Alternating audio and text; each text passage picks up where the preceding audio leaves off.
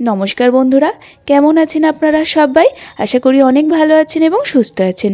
আমার চ্যানেলে আবার একটা নতুন রেসিপি পর্বে আপনাদের সকলকে অনেক স্বাগত। ছোটদের ভীষণ প্রিয় আজকের এই শুকনো গজা মিষ্টির রেসিপিটা আপনাদের সঙ্গে শেয়ার করব। আর শুধু ছোটরাই নয়, বড়দেরও ভীষণ প্রিয় হয়ে উঠবে যদি মিষ্টির রেসিপিটা আপনারা এইভাবে বানিয়ে নিতে পারেন। বাইরেটা শক্ত আর ভিতরে হবে হালকা রসালো এবং সফট, ভীষণ ভালো লাগে খেতে। মাত্র দুটো উপকরণে এই ময়দার গজা মিষ্টি বানিয়ে দেখাবো। একদমই উপকরণ লাগে না, বানানোর প্রসেসটা শুধু জেনে নিতে হবে। একটা খেলে কিন্তু বারবারই খেয়ে যেতে ইচ্ছে করবে, এতটাই সুন্দর খেতে হয় এই গজাগুলো। তো বন্ধুরা, আজকের এই সহজ গজার রেসিপি আমি আপনাদের বানিয়ে দেখাবো। আর আজকের রেসিপি যদি আপনাদের ভালো লেগে থাকে তাহলে একটা লাইক অ্যান্ড শেয়ার করে প্লিজ আমার চ্যানেলটি সাবস্ক্রাইব করে আমার পাশে থাকবেন। তো আসুন দেখে নিন আমার আজকের রেসিপি। তো এই শুকনো গজা মিষ্টিটা বানানোর প্রধান উপকরণ ময়দা।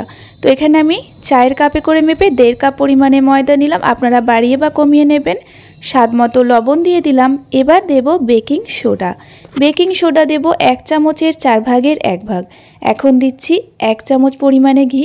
তো বন্ধুরা, এখানে আমি জমাট বাঁধা ঘিটা দিয়েছি, তাই 1 চামচ দিলাম। আপনারা যদি গলানো ঘি দিয়ে থাকেন তাহলে 6 থেকে 7 চামচ পরিমাণে দিতে হবে। তো দেখুন, ঘি দেওয়ার পরে ভালোভাবে ময়াম দিয়েছি। তবে ময়াম দেওয়াটা কিন্তু এখনও ঠিকঠাক হয়নি, কারণ হাতের মধ্যে পাক তৈরি হচ্ছে না, তাই আরও 2 চামচ পরিমাণে আমি রিফাইন্ড অয়েল দিয়ে দিলাম। তো এবার ভালোভাবে ময়াম দেওয়ার পরে দেখে নিচ্ছি।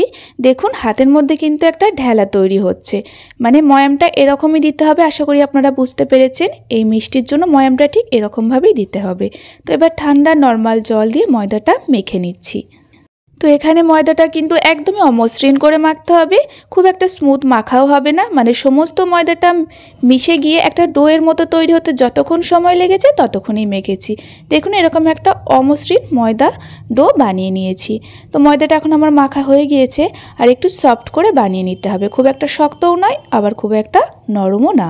তো ময়দাটার ডোটা আমি সম্পূর্ণই তুলে নিয়েছি একটা স্ল্যাবের মধ্যে, এবার বেলে নিচ্ছি। তো বন্ধুরা দেখুন, এখানে আমি এরকম একটু গোল করে আর একটু মোটা করে বেলে নিয়েছি। এবার এইভাবে লেয়ারগুলো তৈরি করব, আপনারা একটু দেখলেই বুঝতে পারবেন। এই মিষ্টিটা বানানোর এটাই প্রধান কাজ, তাহলে প্রত্যেকটা মিষ্টি সুন্দর হবে, লেয়ারগুলো ভিতর থেকে খুবই সুন্দরভাবে ফুলে উঠবে। তো দেখুন, বারবারই আমি এই কাজটা করে নিচ্ছি, প্রায় 2 থেকে 3 বার মতো এইভাবে এরকমভাবেই আমি লেয়ারগুলো তৈরি করে নিলাম, আপনারা দেখেই বুঝতে পারলেন।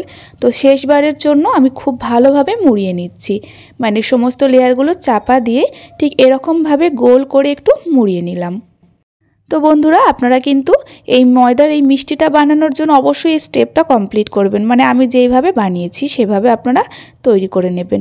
তো দেখুন, এবার হাত দিয়ে একটু লম্বা করে নিয়েছি, আর দেখুন ডোটা একদমই অমসৃণ দেখতে লাগছে।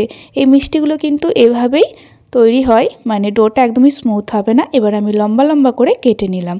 তো দেখুন, এরকম ছোট ছোট লেচির আকারে কেটে নিয়েছি। এবার হাতের মধ্যে হালকা হাতে গোল করে নিচ্ছি, খুব একটা চেপে করব না, হালকা হাতে গোল করে এবার লম্বা ল্যাংচার মতো করে শেপ তৈরি করে নিলাম।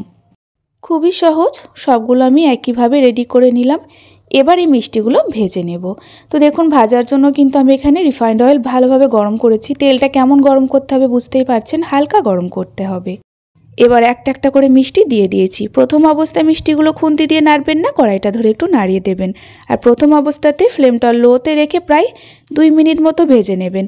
তারপরে যখন মিষ্টিগুলো হালকা কালার চলে আসবে এবং তেলের মধ্যে ভেসে উঠবে, তখন ফ্লেমটা লো টু মিডিয়ামে রেখে একদম লাল করে ভেজে নিতে হবে। এই মিষ্টিটা ভাজার কিন্তু এটা একটা পদ্ধতি, অবশ্যই ফলো করবেন। আর এইভাবে ভাজার জন্যই কিন্তু ভিতরটা সফট হবে আর বাইরেটা শক্ত হবে। তো দেখুন, প্রায় 10 মিনিট মতো সময় লেগেছে, খুব একটা বেশিক্ষণ কিন্তু সময় লাগবে না। মিষ্টিগুলো কিন্তু ভাজা হয়ে গিয়েছে, আর মিষ্টিগুলো আপনাদের দেখানোর চেষ্টা করছি। দেখুন, এরকমই ফাটল হবে মিষ্টির মধ্যে। অনেকে কিন্তু এগুলো পটল মিষ্টি হিসেবেও চিনে থাকেন, পটলের মতো একটু দেখতে হয় বলে। তো দেখুন, তেল ঝরিয়ে এখন আমি মিষ্টিগুলো নামিয়ে নিচ্ছি। আর মিষ্টিগুলো খুব সুন্দরভাবে কিন্তু ভাজা হয়েছে, আর অনেকটাই কিন্তু শক্ত হবে মিষ্টিগুলো। তো দেখুন, এরকম ফাটল থাকবে মিষ্টির মধ্যে। তো এবার আমি মিষ্টিগুলো শিরার মধ্যে দেব। তো এবার শিরার জন্য একই কাপে করে মেপে 1 কাপ পরিমাণে চিনি দিলাম, আর 1 কাপ পরিমাণে জল দিলাম। 2টো এলাচকে ফাটিয়ে দিয়ে দিলাম, তাতে ফ্লেভারটা ভালো আসবে। এবার প্রথম অবস্থায় গ্যাসের ফ্লেমটা লোতে রেখে চিনিটা গলিয়ে নিতে হবে। তো দেখুন গ্যাসের ফ্লেমটা লোতে রেখে চিনিটা কিন্তু ভালোভাবে গলে গিয়ে শিরাটা ফুটে উঠেছে। এবার ফ্লেমটা মিডিয়ামে রেখে 1 থেকে 1.5 মিনিট মতো ফুটিয়ে নেব। এখানে কিন্তু কোনো তারের শিরা তৈরি হবে না, একটু চটচটে শিরা তৈরি করতে হবে। শিরাটা কতক্ষণ ফোটাবো সেটাও কিন্তু আপনাদের বলে দিলাম, 1 থেকে 1.5 মিনিট। তো 1-1.5 মিনিট ফোটানোর পরে আমি ভাজা মিষ্টিগুলো শিরার মধ্যে দিয়ে দিলাম আর গ্যাসের ফ্লেমটা কিন্তু অফ করে দিলাম।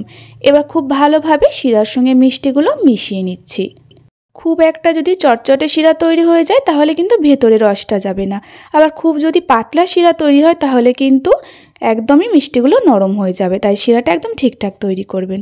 তো আমি চাপা দিয়ে রেখে দিয়েছিলাম প্রায় 15 থেকে 20 মিনিট মতো। তো দেখুন 15-20 মিনিটের মধ্যে কিন্তু খুব সুন্দরভাবে মিষ্টিগুলো একদম ভিতর থেকে সফট হয়ে গিয়েছে আর রসটা অনেকটা টেনে নিয়েছে।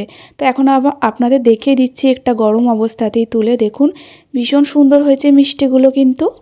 তো এই মিষ্টিগুলো ঠান্ডা হয়ে যাওয়ার পরে কিন্তু ওপরটা একদম শক্ত হয়ে যাবে আর ভিতরটা একদম সফট হবে।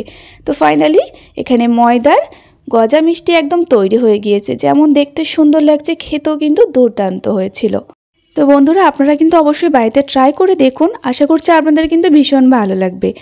আর দেখুন ভিতরটা একদম সফট অ্যান্ড রসালো আর বাইরেটা শক্ত। তো আজকের রেসিপি আপনাদের যদি ভালো লেগে থাকে তাহলে একটা লাইক অ্যান্ড শেয়ার করে আমার চ্যানেলটি সাবস্ক্রাইব করে আমাকে এগিয়ে যেতে সাহায্য করবেন। আর আমার চ্যানেলে এরকম নিত্য নতুন রেসিপি পেতে প্রতিদিন আমার ভিডিওগুলো ফলো করবেন। তার সঙ্গে আজকের রেসিপি ভালো লাগলে একটা কমেন্ট করে কিন্তু অবশ্যই জানাবেন।